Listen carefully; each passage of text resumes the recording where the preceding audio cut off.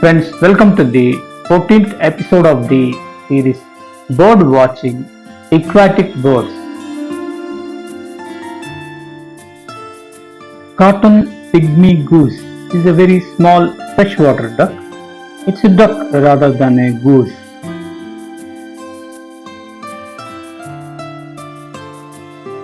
Goose are large in size with a long neck, whereas ducks are small in size. Both goose and ducks have webbed legs.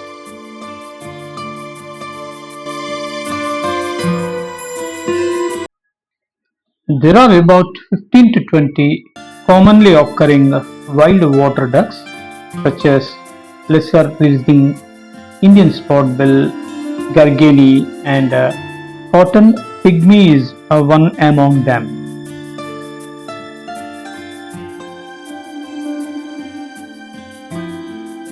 Cotton pygmy goose is closely associated with freshwater wetlands. They prefer quite permanent water bodies with abundant aquatic vegetation. Cotton pygmy goose prefers water bodies containing floating and submerged plants such as water lilies, hydrilla, and pondweed.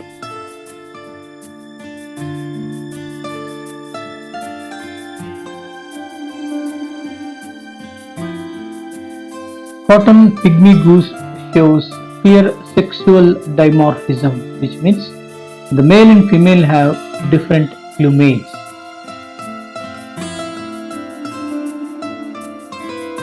The male is much brighter than the female, with white face, neck, and underparts, with dark, glossy, greenish black crown and back, and upper wings.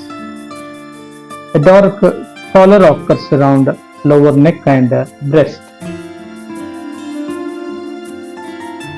The bill is short, deep, and black. Eyes are reddish brown.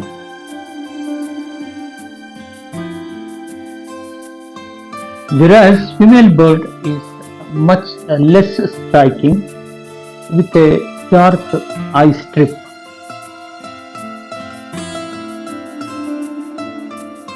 Cotton pygmy goose is primarily a surface-feeding water bird.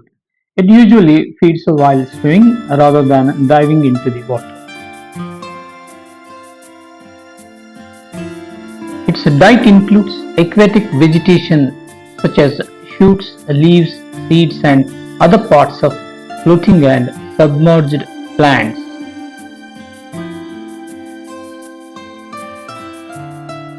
It may also consume insects, larvae, worms, small crustaceans, mollusks, and tiny fish. Cotton pygmy goose are generally diurnal, means they are very active during daylight. They are good swimmers and they are very strong, agile flyers also.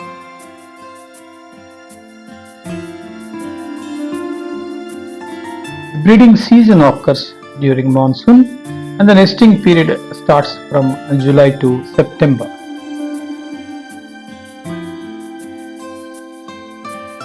Unlike other ducks, the cotton pygmy goose is a secondary cavity nester. It normally uses a natural hollow in a tree trunk of a dead tree near the water body. The nest cavity may contain grass, feathers, and other soft material.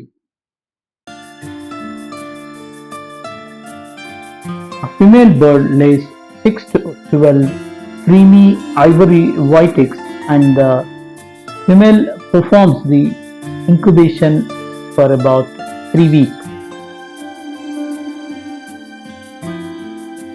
After hatching, the ducklings are precursal, means they are very active right from the first day and they can swim on their own. Chicks follow the parents to the feeding area right from the first day. Both parents protect and guide the chicks for feeding in shallow water.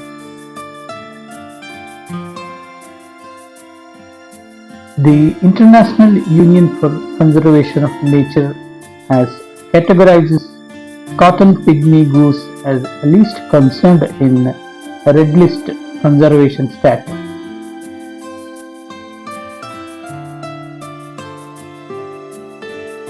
Water birds such as ducks, geese, herons, cranes, storks, flamingos, pelicans, kingfishers depend heavily on wasteland, lakes, rivers, marshes, estuaries. Their survival is increasingly threatened by changes to such habits. Major issues affecting the survival of water birds are depleting wetlands, water pollution, reduction in food availability, climate changes, human activities such as tourism, mining, civil works, hunting and capturing, plastic and solid waste, and diseases such as avian influenza. For migrating birds also, stopover sites are essential for taking rest and food. If the habitats are lost, then the survival of migrating birds is also questionable. Water birds are not only beautiful wildlife, they are also important indicators of wetland health. Water birds play a vital role in controlling insects, mosquitoes, and other organisms. They also disperse seeds and they transport nutrients from one place to other place. The litter of water birds is very rich in nitrogen phosphorus, which is naturally occurring manure for vegetation in wetlands. So friends, that's all for this episode. Thank you for watching this video. I will be back with you with some interesting wildlife video. Thank you very much.